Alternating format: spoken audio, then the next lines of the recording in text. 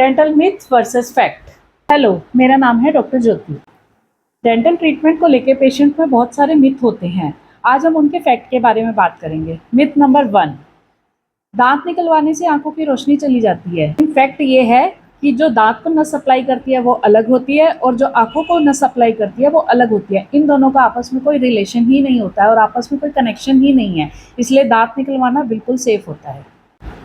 Myth number 2, जोर जोर से ब्रश करने से दांतों में शाइन आती है। पर फैक्ट ये है कि ज़्यादा जोर से ब्रश करने से दांतों का इनेमल पोर्शन जो होता है वो घिस जाता है और हमारे गम्स में रिसेशन हो जाता है।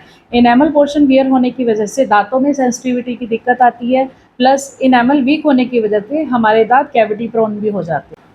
मिथ नंबर 3, गम्स में प्रॉब्लम सिर्फ ओल्ड एज में आती है, पर ऐसा नहीं है। गम्स में प्रॉब्लम किसी भी एज में आ सकती है। गम्स में प्रॉब्लम का मेन कारण होता है दांतों में कैल्कुलस और प्लाक का जमा होना, जिसे कि अवॉइड कर देने से आगे पेरियोडोंटल प्रॉब्लम स्टार्ट होती हैं। मिथ नंबर 4, अपने डेंटिस्ट के पास तभी जाया जाता है जब दांतों में पेन हो जाता है। पर फैक्ट ये है कि most of the dental issues में पेन तभी होता है जब वो अपने एडवांस स्टेज तक पहुंच जाते हैं। उस समय दांतों में ट्रीटमेंट करना टाइम टेकिंग भी होता है, बहुत इन्वेजिव भी होता है और एक्सपेंसिव भी होता है। इसीलिए हर 6 महीने के बाद अपने दांतों के डॉक्टर के पास जाके आपको चेकअप कराना चाहिए। मिथ नंबर 5, मिल्क टीथ को ट्रीटमेंट की नीड नहीं होती, लेकिन ऐसा नहीं है।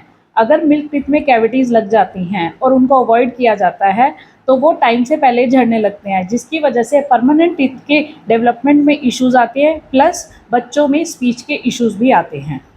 मिथ नंबर 6, प्रेगनेंसी में कोई डेंटल ट्रीटमेंट नहीं कराया जाता। पर फैक्ट ये है कि कुछ डेंटल ट्रीटमेंट जैसे कि डेंटल एक्सरे, डेंटल सर्जरीज जो टाइम टेकिंग होती है वो नहीं कराए जाते हैं। बाकी डेंटल ट्रीटमेंट जैसे कि दांतों की सफाई कराना, दांतों में फिलिंग कराना, वो प्रेगनेंसी में बिल्कुल सेफ होते हैं। Thank you.